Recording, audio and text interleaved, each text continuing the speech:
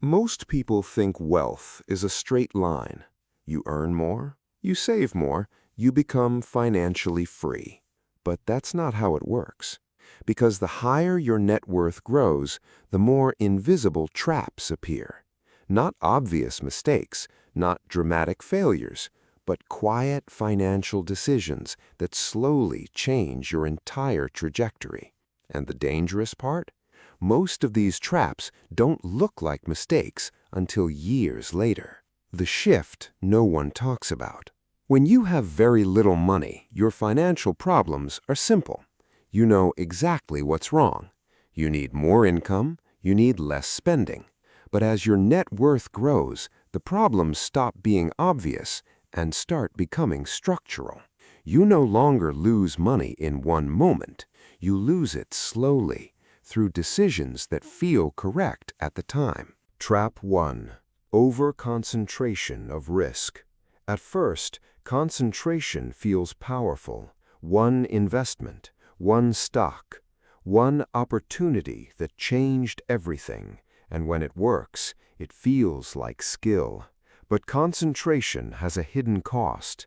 It replaces stability with dependency, because now your financial future is tied to a single outcome.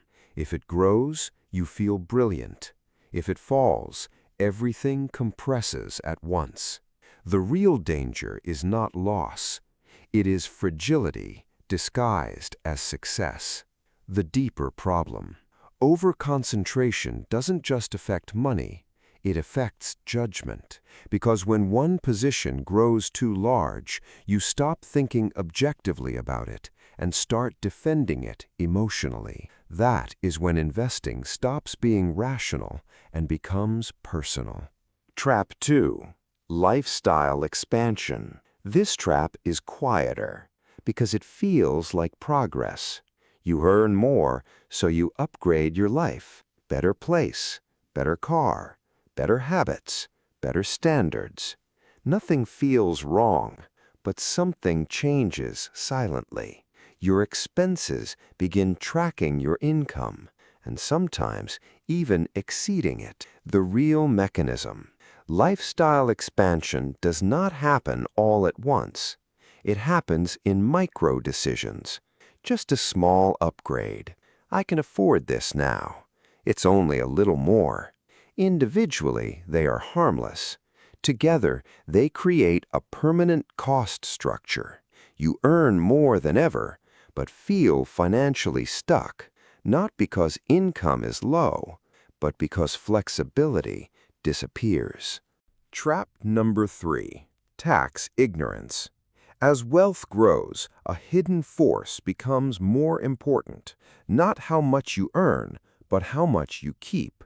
Taxes are not just a yearly event.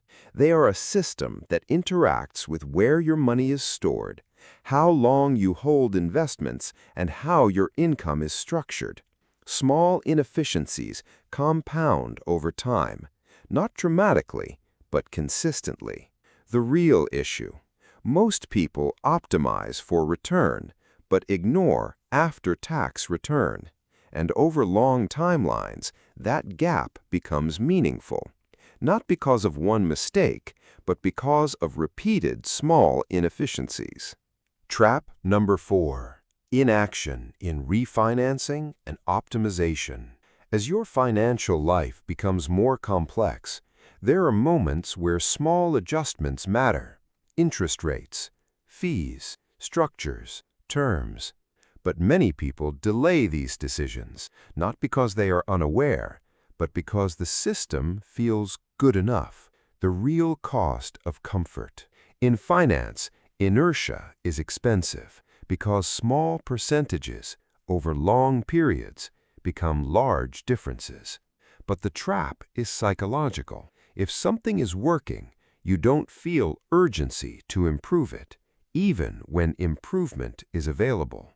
Trap number 5. Confusion between wealth and time. At a certain level of net worth, something changes fundamentally. Your money begins to produce outcomes without your daily input. But your habits don't always update with that reality, so you continue trading time for money, even when your assets already produce value independently. The internal conflict. This creates a subtle tension.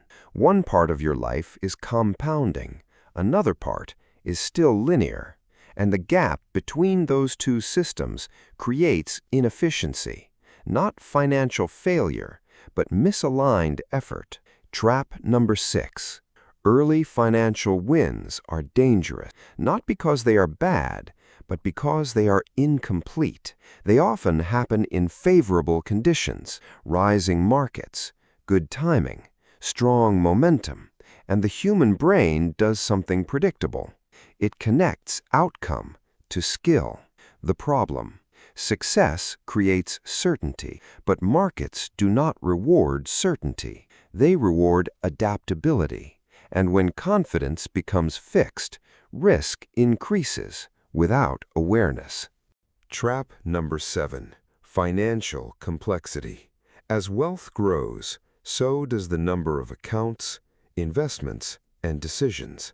At first, diversification feels smart, but at scale, complexity introduces blind spots, duplication, hidden inefficiencies, lack of clarity.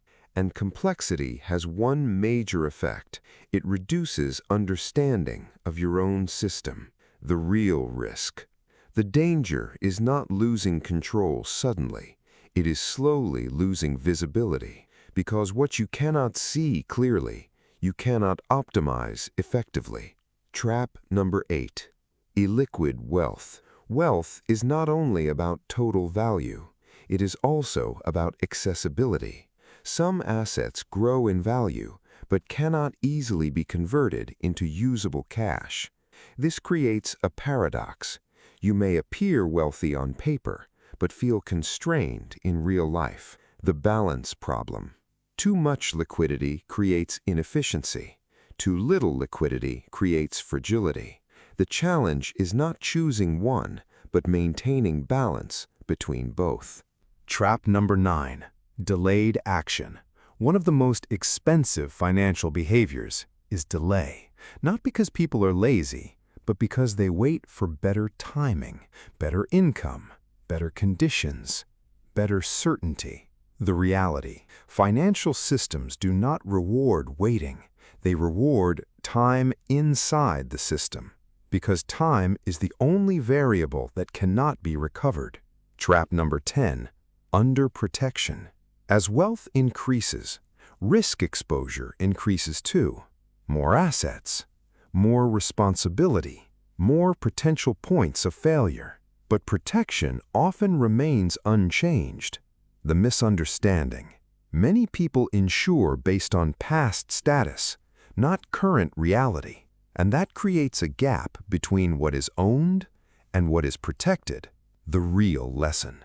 As net worth grows, the biggest traps are not external, they are internal. Not scams, not markets, not luck, but decisions that feel correct in isolation, yet harmful over time. Conclusion. Wealth is not just about accumulation, it is about navigation, because every stage of growth introduces new risks that did not exist before.